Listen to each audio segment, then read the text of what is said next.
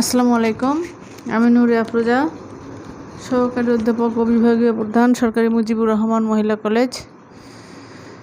আজকে আমি তোমার অনার্স সেকেন্ড ইয়ার ছাত্রদের অনুরোধে ক্লাসিক্যাল মেকানিক্সের হ্যামিল্টনের গতির সমীকরণ নিয়েও হাজির হয়েছি।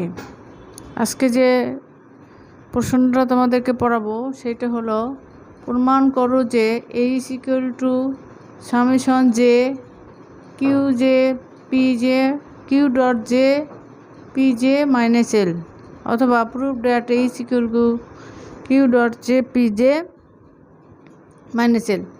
তাহলে এটা প্রমাণের জন্য আমরা একটা ধরবো, একটা গতিময় ব্যবস্থার সার্বিক স্থানাঙ্ক, সার্বিক বেগ ও সার্বিক ভরবেগ যথাক্রমে Q J, Q dot J এবং পি জে। ব্যবস্থাটি ল্যাগ্রাঞ্জিয়ান এল, সার্বিক স্থানাঙ্ক, সার্বিক বেগ ও সময়ের উপর নির্ভরশীল। তাহলে আমরা সেটাকে লিখতে পারি কেমন করে, এল ইকুয়াল টু, যেহেতু সার্বিক স্থানাঙ্ক কিউ জে, সার্বিক বেগ কিউ ডট জে এবং সময়টি এটার উপর আমরা ডিপেন্ডেন্ট, ল্যাগ্রাঞ্জিয়ান এল। তাহলে এটাকে আমরা এই 1 নম্বর সমীকরণ দেব। এই 1 নম্বর সমীকরণকে সময়ের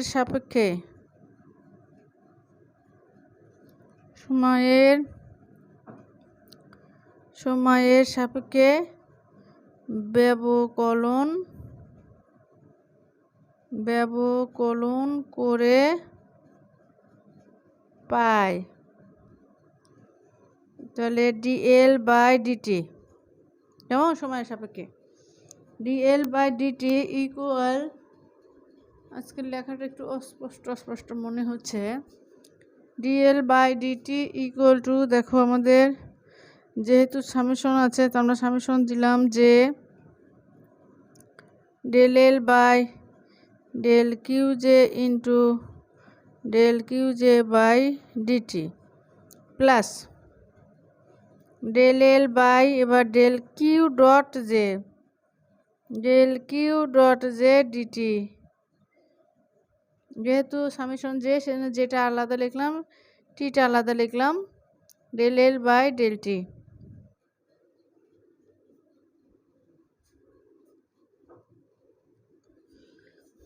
এবার আমরা এটা আর একটু লাইন করে রাখি যে, দেখো এটা del L by del Q J into এটা কিউ কে করলে Q dot J, Q J কে টি এর সাপেক্ষে একবার ডিফারেন্সিয়েট করলে হয় Q dot J plus del L by del Q dot J. এইটা হলো একবার আছে আর একবার ডিফারেন্সিয়েট কিউ ডট জে, আর প্লাস এখানে লিখবো del L by del T. এখন ডেল এল সময়ের উপর প্রত্যক্ষভাবে নির্ভর করে না। ডেল এল যদি সময়ের উপর প্রত্যক্ষভাবে নির্ভর না করে তাহলে এই পদটা হয়ে যাবে আমাদের 0। দেখি নিচে আর দেখা যাবে নাকি, তাহলে উপরে মিশাই দিব আমি।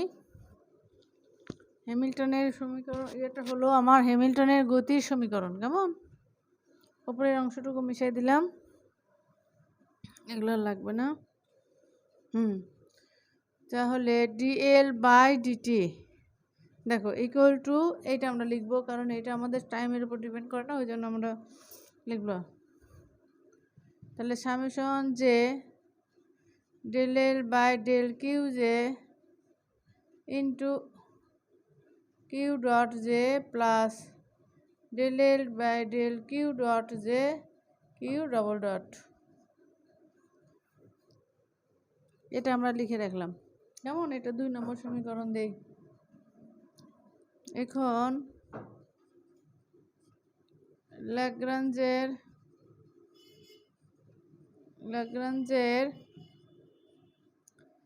গতির সমীকরণ হতে ল্যাগ্রাঞ্জের গতির সমীকরণ হতে পাই, ওইটা আমাদের লিখে রাখছে উপরে, আর দরকার হবে না। এইরকম ল্যাগ্রাঞ্জের D DT del L by del Q dot J minus del L by del Q J equal to 0। এটা হলো আমার ল্যাগ্রাঞ্জের গতির সমীকরণ। কেমন? ল্যাগ্রাঞ্জের গতির সমীকরণ এটা, বা ল্যাগ্রাঞ্জের সমীকরণ। তাহলে এখান থেকে আমরা লিখতে পারি del L by del Q J equal to D DT, এখন del L by del Q dot J, এটা আমরা লিখতে পারি। কেমন? দেখো তোমরা কি লিখলাম।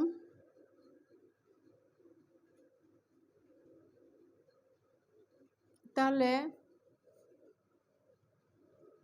এটা লিখলাম। এবার দেখো del L by del Q J, এখানে আছে আমাদের এই যে del L by del Q J, del L by del Q J মানটা আমরা এখন 2 নম্বর সমীকরণে বসাবো।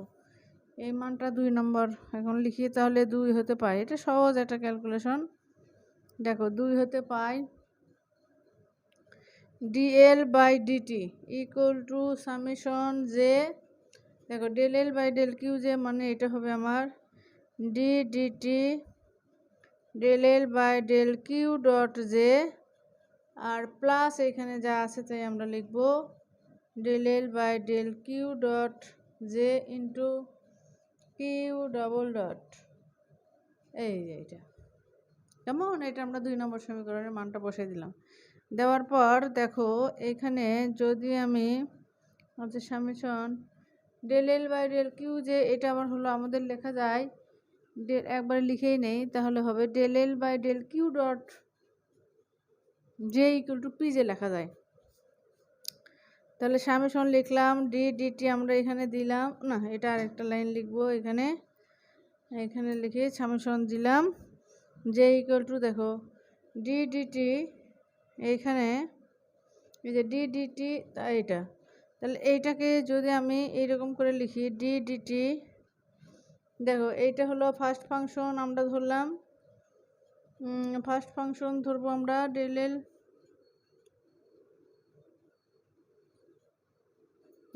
এল বাই ডেল কিউ জে,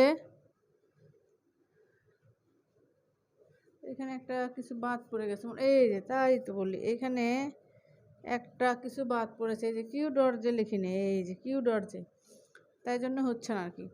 তাহলে দেখো ডি বাই ডিটি আমরা এটা নেব, দেখো del L by del Q dot J into এখানে যদি আমি লিখি কিউ ডাবল ডট, অর্থাৎ কিউ ডট খালি লিখবো, তাহলে আমার কীরকম দাঁড়াবে, না এটা উপরে লিখি, এটা উপরে লিখি তাহলে বুঝতে পারবানি, এইখানে লিখি। দেখো তাহলে আমাদের এখানে আসতেছে ডি ডিটি, না উপরের অংশটা লাগতেছে না আমার, না না উপরেরটাও লাগবে না, এটাও মিশিয়ে দিই। এইবার দেখো আমার ডি ডিটি ডি এল, এইখানে ডিটি ইকুয়াল টু লিখবো আমরা, সামেশনটা আমরা দিলাম, দিয়ে এইখানে আমরা একবারে লিখে নেই, আর একটা ডি ডিটি দিয়ে সামেশন পরে আমরা দিই, তাহলে একটু সুবিধা হবে। দেখো ডি ডিটি, এইবার সামেশন জে দিব, জে দেওয়ার পর দেখো এই দুটোর মধ্যে যদি ডি ডিটি করি আমরা, ফার্স্ট ফাংশন যদি এটা পর ধরি, ফার্স্ট ফাংশন এটা যদি first function constant differentiation of second plus second function constant, এটা সেকেন্ড ফাংশন ডিফারেন্সিয়েশন, তার মানে ফার্স্ট ফাংশন আমাদের কিউ ডট জে, আর সেকেন্ড ফাংশন যদি হয় আমাদের del L by del Q dot J, এটা আমরা লিখতে পারি। এইবার আর একটা কাজ করব আমরা,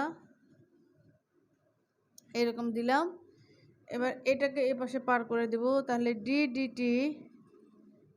DT summation J Q dot J del L by del Q dot J minus D L by DT equal to 0, এটা আমি শুধুমাত্র এই পাশে পার করে দিলাম, আর কিচ্ছু করলাম না, এটা খুব সোজা ক্যালকুলেশন পারব। এইবার দেখো ডি ডিটি যদি আমি কমন নেই এখান থেকে, তাহলে summation J Q dot J del L by del Q dot J minus L, এটা ইকুয়াল টু 0। কিন্তু ল্যাগ্রাঞ্জের সমীকরণ থেকে আমরা জানি del L by del Q dot J equal to P J, তাহলে আমরা লিখব এটা D DT summation J Q dot J আর এইটা পি জে মাইনাস এল। এবার এটা ইকুয়াল টু 0। এবার এই সমীকরণটাকে আমরা সমাকলন করব। সমাকলন উভয় পক্ষকে সমাকলন করে পাই। দেখো তাহলে এটা ডিটি আমাদের উঠে যাবে। এইটা আসবে summation Q dot J P J minus L equal to, এইটা একটা কনস্ট্যান্ট, সেই কনস্ট্যান্টকে যদি আমরা এইচ ধরি তাহলে অতএব H equal to summation J Q dot J P J minus L. এইটা প্রমাণিত।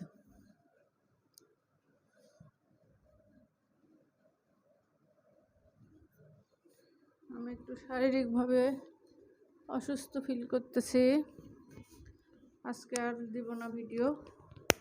আজকে পর্যন্ত, আল্লাহ হাফেজ, ভালো থেকো। হ্যাঁ।